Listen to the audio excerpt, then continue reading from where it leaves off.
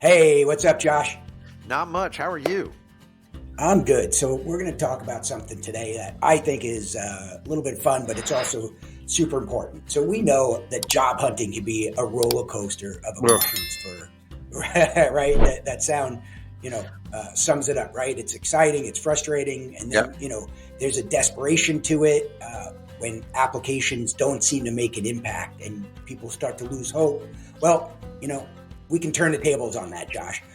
What we're going to do is we're going to introduce what I'm calling a secret weapon for landing interviews. We have 6 tips on how to use ChatGPT to land interviews. Yeah.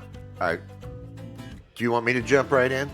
Yeah, I know, because it's something Yeah. that you feel passionately about. Like Let me just give you a little. A few years back, I went bankrupt. My business closed. Life, and I need to apply for a job. And I wish ChatGPT existed back then, because what it's capable of doing now with the interviews. I mean, I'm one of those guys that sent out, 100 resumes, and it was like, you're overqualified for this, you're not qualified for that, all this stuff. And I hired a resume writer, and they're like, oh, you're missing this and this and this. And, everything I knew was wrong. And then ChatGPT came along, and now you don't need it. I don't need it now. But not being an entrepreneur, that's you figure out your next business. But whatever. So all these companies missed out on hiring me. So first, They did. We have how to optimize your resume using ChatGPT, using keyword optimization and tailoring sections and streamlining it. The best way I can put this is resumes. You see the application requirements and what they want, and there's these keywords that that they're looking for. We're looking for these qualifications, and then you can use ChatGPT to say, hey, I'm applying for a job, and these are their keywords. How can I use them in my resume? Because what we've learned is, Or can I jump in? Instead of saying instead of prompting GPT, say these are my keywords. Have it paste the job description and say, analyze this. Exactly. Yeah. Analyze this, and I want to use these keywords that are in what they're looking for in your resume. What we've learned is, they're using AI to look at these, and AI is being told, hey, look at these resumes that are using these keywords. I never did that. I tried to think outside the box and look different and special, and like, what can I do to impress them in my resume? And it wasn't even being seen because they were already using AI to look through the 1,000 resumes they got. So, well, I think, Josh, even absent of them looking at AI, unless you're applying to a company where it's 10 people and the CEO is looking at it, what you're dealing with is you're dealing with an HR person who's not going to be nearly as schooled and specialized as you are in your marketing and sales and communication skill set. So they're looking for keywords that match what they were told to find. Exactly. So, They're checking a box. Checking a box. Check their boxes. Let's just be clear on the tip for everybody. Tip number 1, copy the job description, right? Paste it into ChatGPT and say, analyze this for what they're looking for. And then take the different sections of your website or your resume and paste it and say, now change this to match what you analyze, the summary of your analyzation. Yep, that is a better way to put it than my end around. Yeah, I've had far too many cups of coffee today. You ready to move on to tip number 2? Yeah, tip 2. Right. Tip 2. All right, so there's a little bit of a trend where people are going away from cover letters. I've read some stuff about, but I don't know how much that is. I personally, when I'm hiring, I love cover letters. I feel like it expresses more information to me than a resume at times. Anyway, so ChatGPT, use it to craft an impactful cover letter. You can personalize your introductions, and then the thing is you can connect skills to the requirements, and you can demonstrate your knowledge to the company. So again, go to the job description, copy it, right? And then prompt GPT, say, I'm going to paste the job description. I want you to write me a cover letter and include, and then you put some stuff about you, like I'm really good at this, that, and then paste, and then say, write me a cover letter, or analyze it. Give me bullet points to hit, whatever makes you, happy. But this tip is let GPT highlight what you need to put in the cover letter, and hell, I would have it write it too. Yeah. What? Don't tell people that. The next one, number 3, is identifying skills and experience gaps. This I really like because you put in your resume that you've been working with, what you're working with. You got that, and then you have what they're looking for, and you put them together, and you ask ChatGPT, can you identify my skill and experience gaps? And then make, show that you have the ability to identify that and what is personify it, like really. Yeah, so Josh, that's a good point. I was thinking the other thing. So what you're saying is you have the ability to identify to the job, to the hiring manager, like, hey, there's a couple things I meet on. Here's something maybe I don't, but I have this other experience. I was thinking that it might find some skills that you're underreporting. Yeah. No, that's for sure. You can wow them with that, but I would find it as an employer. I would find it if you said, hey, on here it said, I'd prefer you to have your master's in this. Well, I don't have that, but I do have this experience that I think, but at the last company I worked at, I did this, so I think that would be really good. What's number 4? Yeah. Well, real quick on number 3, Josh, comes to everything with AI, ChatGPT and Bard and Bing. It's up to you to be savvy enough on your prompting. Yeah, so that's for sure. Don't just rely on what it gave you. Look at it and say, I need to prompt it with a little bit more, direction. All right. Yeah. So Josh, I'm going to go out to number 4, tip number 4. So stand out personal statements and achievement, right? Overcoming challenges, unique experiences, and quantifiable achievements. So in that section of your resume where you have, what's it called? Bio or objective or mission, whatever it may be. So this is what happens is people that have that on a resume, they kind of build it and whatever, and they leave it. But you know what? Go to ChatGPT, say, again, here's the job, rewrite my bio or rewrite my mission statement, because you want it to match the job that you're applying for. You don't want it to be this generic thing for every of the 300 jobs you're applying for in a month. Yeah, I'm a sales manager and have great sales manager experience. Well, how does that help me, Yeah. But that goes right into this one, Dean. Number 5 is A/B testing resumes and cover letters, emphasizing different skills, varying formats, and trying them out. There's nothing that says you can't apply for a job 6 times.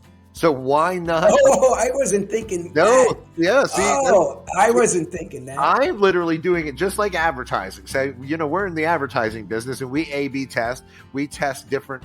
Why not do it with your resumes? Because when you're filling out there is no reason why you can't send in, okay, maybe not 6. You might be a psycho stalker. But, okay, I'm going to do 3. So if you want that dream job, what's stopping you from doing that? Nothing. And you know what? Maybe you're William on this resume and you're Bill on this resume because it's more personal. They're like, hey, I'd like Bill to work here, but William, no, he's too stuffy. Or you get 3 interviews. Exactly. Yeah. You can dress different for each one.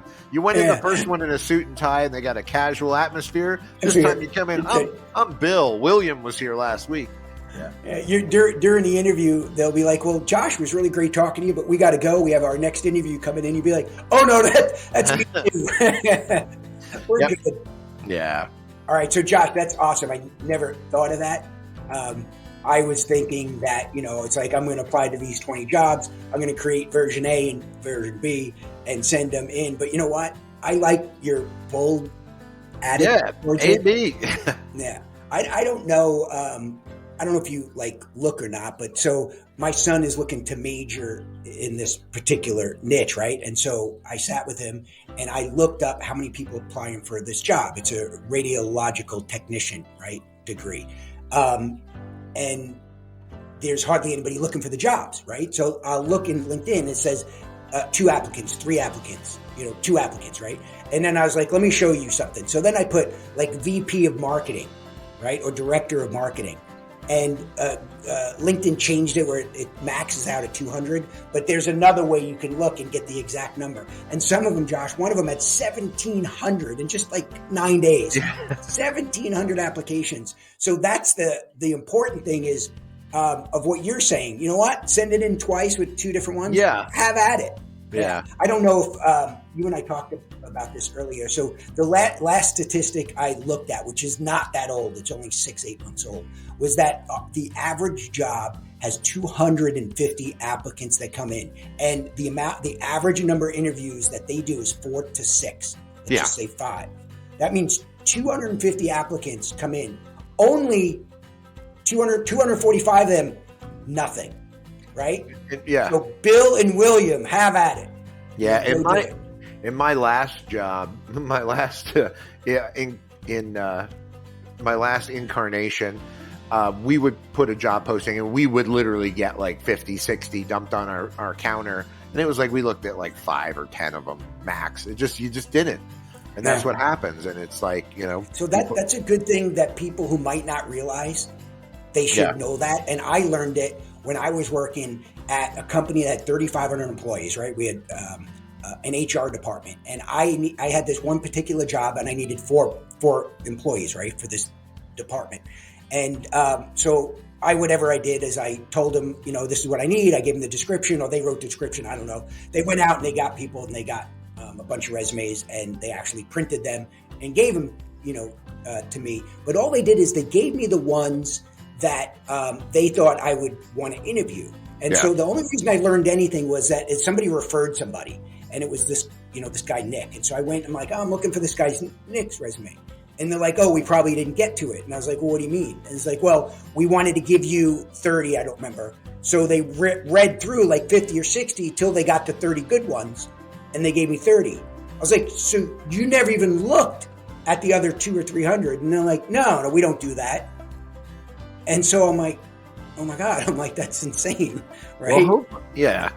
But I mean, this is, now technology's a little more savvy. So hopefully they're at least scanning them with some kind of tool. Yeah, we got to hope that. We also have to hope that this gives people hope to realize like, hey, you got some edge here now. Let's use it to be discovered and discover that great new job. But also, sometimes it makes you feel better knowing you're not alone. Because let me tell you, it was like, what's wrong with me? Why will no one even interview me? Tell me I'm a jerk when I get there. I mean, whatever. You don't know me. Come on. Let's, but it makes I read a lot of these LinkedIn posts from people. They're like, hey, I've been unemployed for 8 months. I don't know what's going on. I'm not getting any traction. And I feel for them. I want to help them. And so this is our way of kind of doing it in mass. And so tip 6, Josh, is an overarching theme. You need to embrace ChatGPT's potential, right? And you need to practice with it, and you need to use it, because from our experience, I want to let everybody know, from your experience and my experience, is that there's a small pool of people that are jumping into ChatGPT, and they're using it and they're mastering it. They're becoming prompt engineer, prompt DJs, as you call them. They're becoming experts. And there's another chunk of people that are just that. They don't know what to do. But I'm telling you, the people that are jumping in and using it, they are going to beat you out. You have to adopt this, and you have to become proficient at it. And it really will help you with the hopelessness that we were talking about. Yeah, no, it's awesome. I hope people get something out of this. I think they really actually will. I think if they just wander over to the chat, I have it over on the screen at all times. Wander on over there and throw your resume in there, and I think you'll be surprised. Or just ask it to make you a resume. Yeah, do it. That's a good point that we didn't have to talk about that at another time. Anyway, Josh, that was awesome. And, if you guys enjoyed this video, give it a thumbs up. Share it with a buddy that needs a job. Can you say buddy? What's the girl version of buddy? Girl buddy. I thought that was just generic. Other buddies. Oh, okay. Pal? I'm not in the HR department. Apparently not. Hey. Yeah, but just share it. And another thing is, I would love if somebody got a job and let us know. Yeah, do that. Yeah. Awesome, Josh. That was great. Thanks. All right. And we'll see you next click of the mouse on our next video. All right.